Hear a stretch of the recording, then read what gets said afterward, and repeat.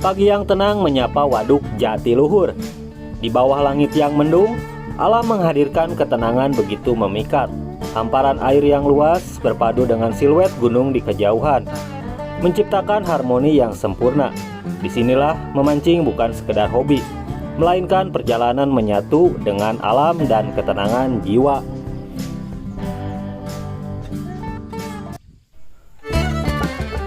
Pagi yang mendung, udara dingin menusuk hingga ke tulang. Kabut menggantung rendah di atas permukaan air.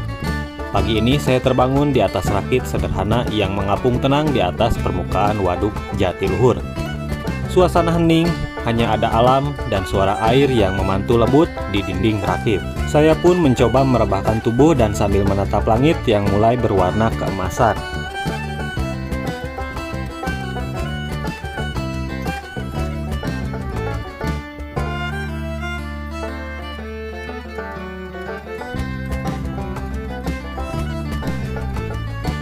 Perlahan saya bangkit,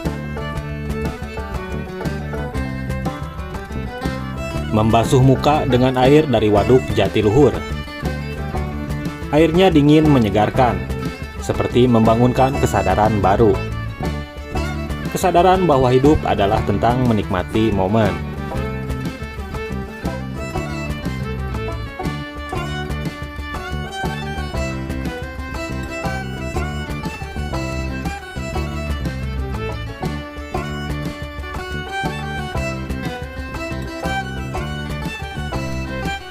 Bangun tidur rasanya kurang bergairah kalau tidak menikmati secangkir kopi hitam. Saya pun mencoba memasak air di atas kompor yang sangat kecil ini. Memasak air sebuah aktivitas sederhana, namun memiliki makna mendalam ketika dilakukan di tempat yang luar biasa. Di atas rakit yang tenang, mengapung di perairan Waduk Jatiluhur. Suasana pagi menawarkan kedamaian yang tak tergantikan. Langit perlahan membuka diri, dan uap dari air yang mendidih seolah menyatu dengan kabut pagi yang menyelimuti.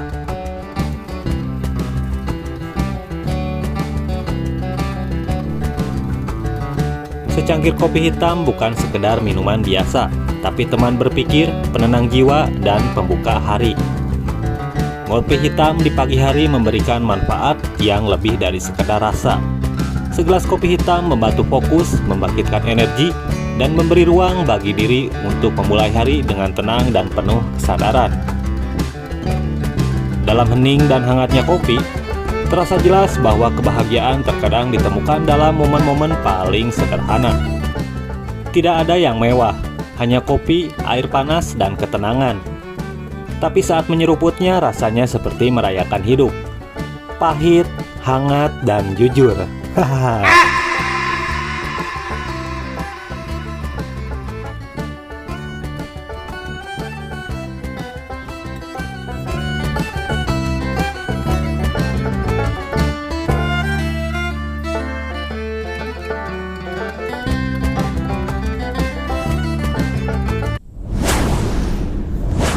Sebelum memulai aktivitas memancing hari ini, langkah pertama yang tak kalah penting adalah mempersiapkan bandul. Media pengumpul ikan yang efektif untuk menarik ikan berkumpul di satu titik. Dalam proses ini, kita juga menggunakan menir atau beras pecah sebagai campuran umpan yang kaya aroma dan mudah tersebar di dalam air. Dengan kombinasi yang tepat, bandul dan menir akan membantu meningkatkan peluang tangkapan secara signifikan. Mari kita mulai dengan strategi yang matang dan perlengkapan yang siap. Langsung saja kita olah media bandul dan menir ini. Langkah pertama, kita masukkan menir ke dalam baskom yang telah terisi air. Menir atau pecahan kecil dari beras seringkali dianggap limbah. Namun di dunia pemancingan, khususnya untuk ikan nila, menir ini memiliki nilai tersendiri. Kandungan alami pada menir menghasilkan aroma khas yang mampu menarik perhatian ikan nila. Ini menjadikannya bahan dasar umpan yang efektif. Menir juga memiliki fungsi sebagai penggoda visual. Saat ditebar di dalam air, butiran halusnya menciptakan efek keruh ringan yang membangkitkan rasa penasaran ikan, mendorong mereka untuk mendekat ke titik lempar umpan. Dalam praktiknya, penggunaan menir telah menjadi bagian dari strategi pemancing di waduk-waduk besar, terutama di Waduk Jatiluhur. Waduk Jatiluhur dikenal dengan keberagaman ikan air tawar seperti ikan nila babon dan ikan mas. Teknik memancing menggunakan bandul pengumpul ikan menjadi metode efektif untuk meningkatkan peluang tangkapan. Bandul ini biasanya terbuat dari campuran bahan alami seperti dedak, beras bubuk, dan bahan-bahan lainnya. Bandul tersebut juga berfungsi untuk menarik dan mengumpulkan ikan di sekitar area tersebut. Sudah menjadi rahasia umum bahwa teknik bandul merupakan salah satu metode memancing yang sangat efektif di Waduk Jatiluhur.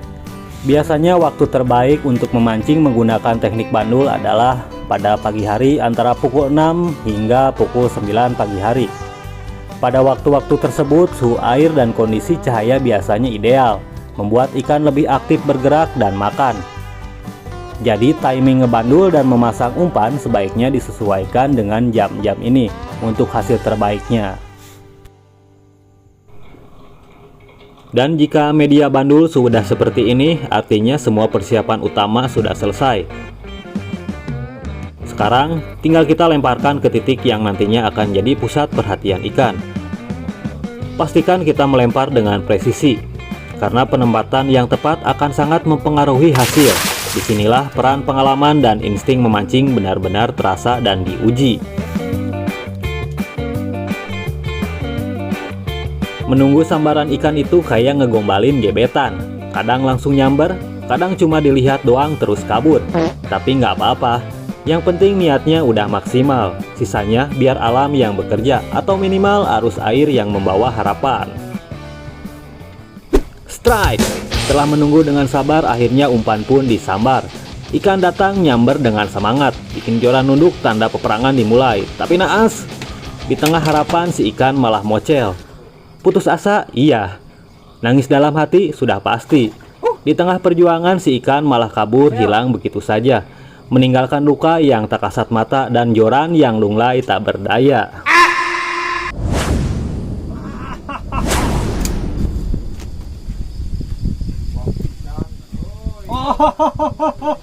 Lamit pak. Dan setelah sekian lama menunggu, setelah sempat dikhianati oleh mocel yang menusuk hati, akhirnya saat itu datang juga. Sambaran terasa kuat. Tali pancing menegang seperti urat leher saat ditanya kapan bayar hutang. Tarikan makin brutal, joran melengkung nyaris patah.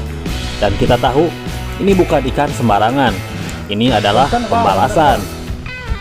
Tapi di tengah momen epik itu ada satu masalah, kamera belum siap dan arahnya kemana-mana.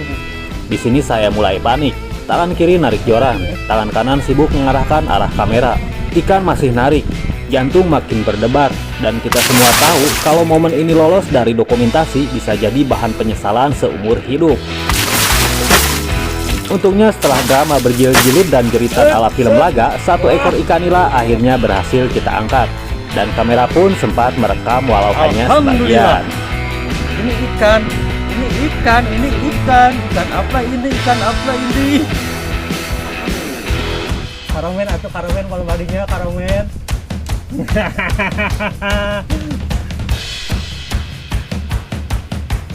Untuk media umpan saya menggunakan jenis lumut busa.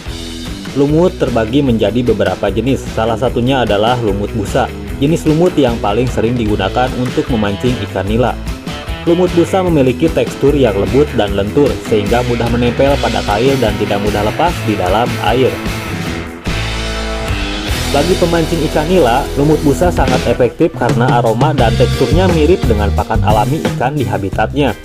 Selain itu, lumut ini juga mudah ditemukan di alam atau bisa dibudidayakan sendiri.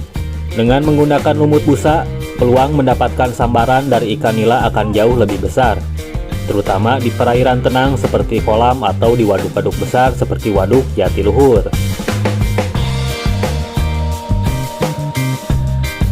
Hari mulai beranjak siang, namun ikan yang ditunggu-tunggu tak juga menyambut umpan. Perairan tampak tenang dan aktivitas ikan seolah melambat.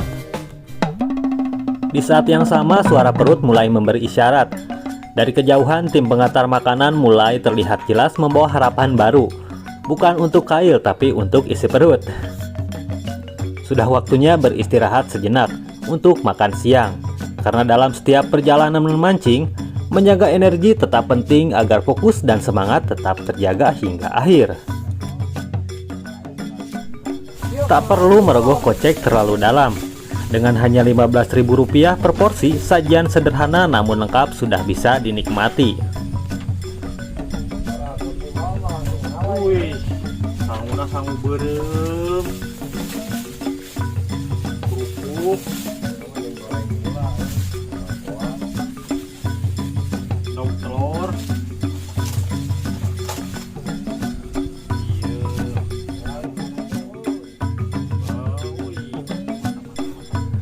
Satu paket timbel terdiri dari nasi hangat, telur, sambal, lalapan segar, dan kerupuk. Cukup untuk mengembalikan energi setelah menanti sambaran ikan sepanjang pagi.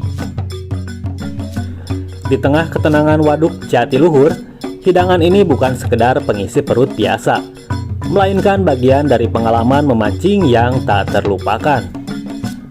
Momen makan siang di atas rakit, di tengah hamparan air Waduk Jatiluhur, menjadi bagian yang tak terpisahkan dari perjalanan ini. Dengan sajian sederhana, nasi, telur, sambal, lalapan, dan kerupuk, semuanya terasa lebih nikmat ketika disantap di alam terbuka, ditemani angin sepoi dan riak air yang tenang. Di sini, kesederhanaan menjadi kemewahan, bukan soal apa yang dimakan, tapi di mana dan dengan siapa kita menikmatinya. Wah, kalau ini mantap!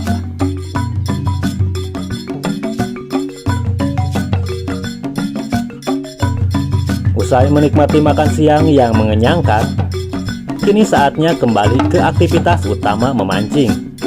Waktu terus berjalan, dan sore pun perlahan menyapa dengan ketenangan yang khas. Dengan semangat yang tetap terjaga, saya kembali menatap joran yang tidak bergerak sama sekali. Tapi inilah momen yang selalu dinantikan, di mana ketenangan, ketelitian, dan keberuntungan bersama dalam satu garis pancing. Dan akhirnya, joran bergerak tajam menukik ke bawah. Strike! Setelah penantian yang cukup panjang, umpan saya akhirnya disambar. Dari karakter tarikannya, saya mulai merasa ada yang berbeda. Tidak seperti biasanya, gerakannya terasa kasar dan tak beraturan. Ada rasa penasaran yang tumbuh di tengah ketegangan. Dan benar saja, seekor ikan sapu-sapu muncul ke permukaan menjadi pelaku di balik tarikan itu. Tapi nggak apa-apa, bukan hasil yang diharapkan. Namun setiap momen di atas air adalah bagian dari perjalanan. Karena dalam dunia memancing, setiap strike adalah pengalaman yang berharga. Tapi begitulah dunia memancing. Kadang kita berharap ikan target, yang datang malah petugas kebersihan dari dasar Waduk Jatiluhur.